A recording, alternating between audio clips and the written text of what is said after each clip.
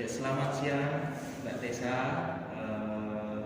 Kami sebelumnya dari STPK diutus Suster Emrer untuk sedikit berbincang-bincang.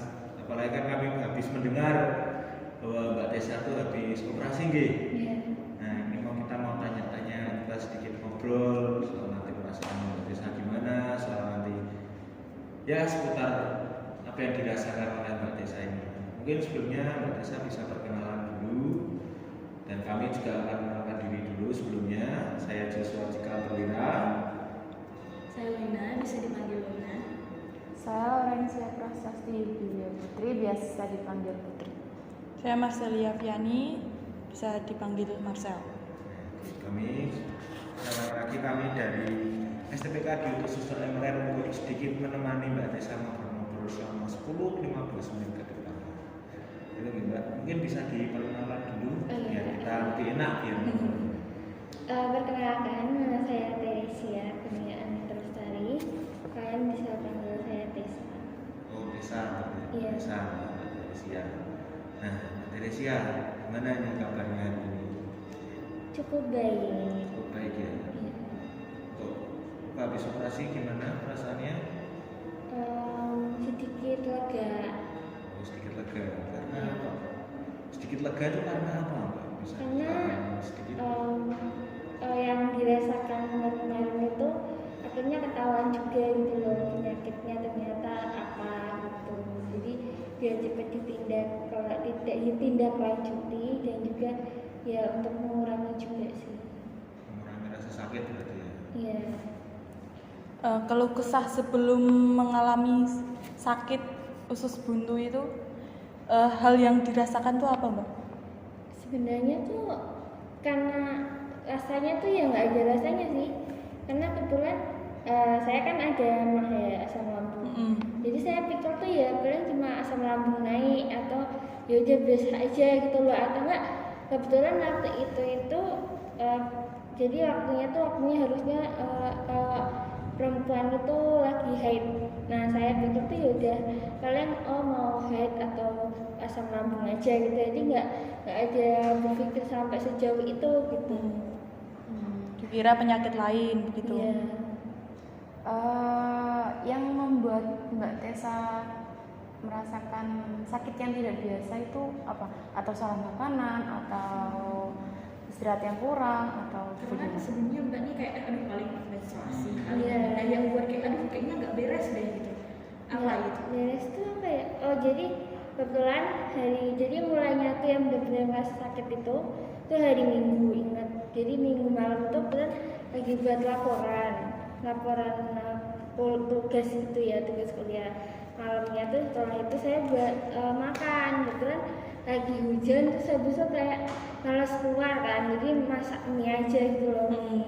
Nah tapi di situ udah mulai merasa nggak beres, baru berapa makan tuh kok perutnya rasanya panas, sakit gitu kan. Terus udah akhirnya nggak saya makan lagi itu makanannya.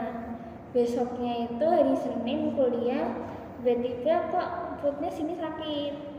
Habis itu nggak izin kamar mandi, ternyata malah muntah-muntah kan. Habis itu udah yaudah kayak nggak kayak ngikutin, kayak rasanya udah kayak gitu, kayak sama halnya kayak kita asam lambung gitu loh.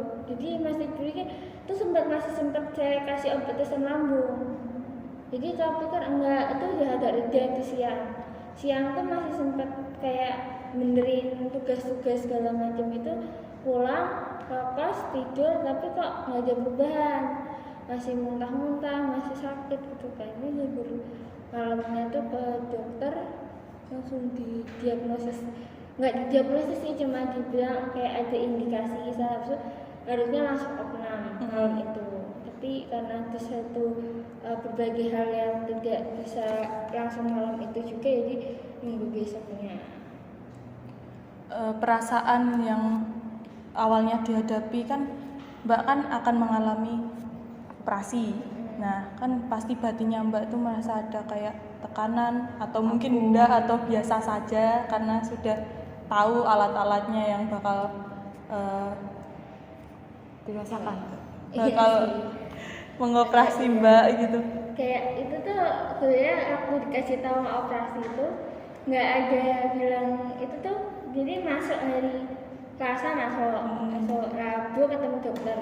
Dokternya tuh ketemu dokternya berkas tahu tuh ya, jadi abis diperiksa gini dokter cuma bilang kayak gini, besok operasi jam 10 ya, nggak dikasih tahu ini sakit apa, indikasi apa, langsung kayak gitu kan. Yang saya kayak dengerinnya tuh lagi tidur kayak "Hah, serius gitu kayak ya Allah langsung gitu kan. Itu udah ya, nangis sih pasti, kayak nangis. Habis itu pas mau masuk operasi, malah yang pas mau itu setelah Rabu ke Kamisnya itu tuh aku malah nggak nangis.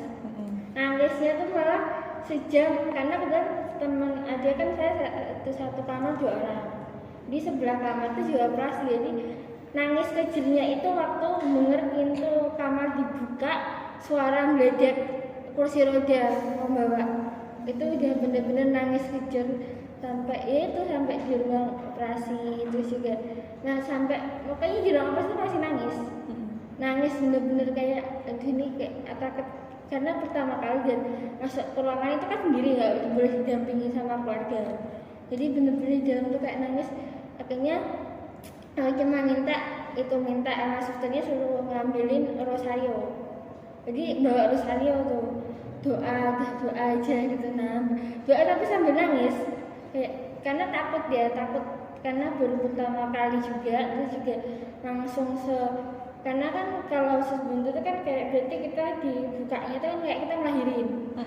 Nah itu kan kayak rasanya kayak gimana, kayak takutnya gitu sih, kayak takut aja, takut, cemas, kayak. Tapi di situ pas akhir-akhir udah kayak udah pasrah aja, kayak dia pasrah, kayak ya Tuhan kalau dia berhasil ya alhamdulillah, kalau enggak ya udah maafin dosa-dosaku aku gitu. Pasrah. Udah pasrah tuh. Pasrah sama Tuhan. Iya, udah gitu sih. Ada pendukung nggak sih Mbak saat Mbak sakit? Support system dari belakang, entah itu keluarga atau pacar atau teman. Ya pasti ada. Pas pertama kali kasih tahu harus operasi itu kan mama, karena saya kan ditemenin sama mama, terus mama, terus keluarga besar kayak Uti, terus teman-teman ini juga kan, karena saya punya pacar ya si pacar gitu kan. Itu sih support sistemnya yang kalau itu kayak Harus ngasih tahu bangkit. gitu ya. Jadi dampak dari orang yang support juga membuat Mbak jadi kayak lebih plong nggak gitu sebelum menghadapi operasi ini, atau malah aku ditungguin sama keluarga ini, nanti kalau kenapa gini malah jadi panik gitu, atau Mbak lebih lega gitu, ada kok yang support aku nggak apa-apa kok, bisa kok gitu. Iya itu sih, karena saya pikir karena rumah sakit yang saya kena operasi itu kan ketat banget penjagaannya, jadi nggak boleh ditunggu banyak orang. Bahkan pas mau operasi pun nggak boleh. Jadi saya pikir kayak apa ya, kayak oh ya paling yang nunggu paling cuma mama sama kemudian, karena tante saya orang itu kedokteran, jadi yang ditunggu sama tante saya juga gitu, paling cuma itu. Tapi nyata karena sempat waktu itu sempat kerja masuk ruangan itu, saya sempat keluar lagi nyolong. Habis itu ya lihat ada adik aku juga datang, terus ada papa, terus kayak ada pacar ya, oh berarti kayak support. Dan pas itu sebelum masuk juga teman-teman juga pada ngechat, telepon semua gitu. Itu ngerasa kayak ya itu membuat jadi kayak apa ya, nyakinin juga sih kalau ya aku harus bisa berjuang sih, kayak ini kan demi kebaikan juga. Kalau nggak cepat dipindah nanti malah nyusahin banyak orang juga kan, jadi biar cepet aja gitu. Operasinya sendiri tuh menurut Mbak memakan waktu berapa lama? Itu saya keluar dari kamar itu jam 11, selesainya jam 3. Lumayan lama juga ya? Iya, karena kan di dalam ngantri juga, jadi masuk ke ruangan ngantri. Habis itu karena kan sebelum operasi itu kita ngantri dulu, habis itu operasi, habis itu bukan observasi, kayak apa ya, kita di satu ruangan kayak dihangetin, karena kan itu dingin kan, so full dihangetin gitu sambil dilihat kondisi tubuhnya segala macam, dilihat dulu dan segala macamnya itu. Kira-kira larangan sebelum operasi atau dilarang makan atau apa gitu kan? Karena kan mungkin ada larangan operasi, Kalau larangan dokter lah. nggak boleh makan. Kalau sebelum operasi tuh puasa. Oh puasa. Jadi puasa dari pagi anak kan operasinya harusnya jam 12, jam 11-an siang gitu kan. Jadi harus puasa dari subuh. Jadi selama sebelum operasi itu nggak boleh makan sama sekali. Enggak, minum juga nggak boleh sih. Nah, sudah operasi nih, Mbak kan udah dibilang nih sumber masalahnya, penyakitnya. Ada nggak larangan dari dokter gitu? Atau misalnya nggak boleh makan ini, nggak boleh makan itu, menjaga ini, menjaga itu gitu. Kalau larangan itu kebetulan yang nggak aku suka sama sendiri, kayak larangannya kayak dan juga nggak suka dan nggak bisa juga. Larangannya tuh kayak nggak bisa makan, nggak boleh makan pedas-pedas, terus juga kayak chips itu nggak boleh, larangan juga. Terus juga sebisa mungkin mengurangi kayak junk food, habis itu makan makanan instan itu juga bisa. Sama kacang-kacangan tuh saya juga kalau nggak salah juga kalau bisa enggak. Padahal makanan instan tuh apa ya? Tapi kan Tapi kan tapi demi kesehatan juga ya. Iya. Ya, gitu. atau ada ini larangan misalnya Mbak nggak boleh berkegiatan ini, nggak boleh berkegiatan itu gitu. Oh, kalau sebenarnya tuh aku masih pemulihan tuh nggak boleh kayak ini bawa barang-barang yang berat, sama nggak boleh naik tangga itu karena kan masih tekanan kan. Tapi sekarang juga ya walaupun masih sebenarnya kalau buat aku juga masih belum boleh juga ya buat berat. Tapi ya itu sejalan waktu pasti deh Terbiasa lah. biasa. Jadi sekarang udah merasa sehat gitu ya? Nah, belum sih. Oh belum. Karena Oh, belum masih- sehat. Pemulihan. Maksudnya Masih dalam pemulihan. iya, karena kadang masih walaupun udah kering, tapi kan itu luarnya kita kan nggak tahu dalamnya kan. Terus juga masih kayak kalau masih sering kayak ngerasa kayak nyeri gitu loh, atau kayak kram. Jadi itu yang masih harus hati-hati juga. Ya kan. Semuanya kan memang kalau penyakit dalam itu kan kita sudah nggak tahu ya. Iya. Kalau yang luar kan kalau misalnya luka luar ini udah kering atau gimana kan kita udah tahu, bisa tahu. Kalau yang dalam ya siapa yang tahu kan itu kan kita juga nggak punya mata di dalam tubuh kita kan. Iya.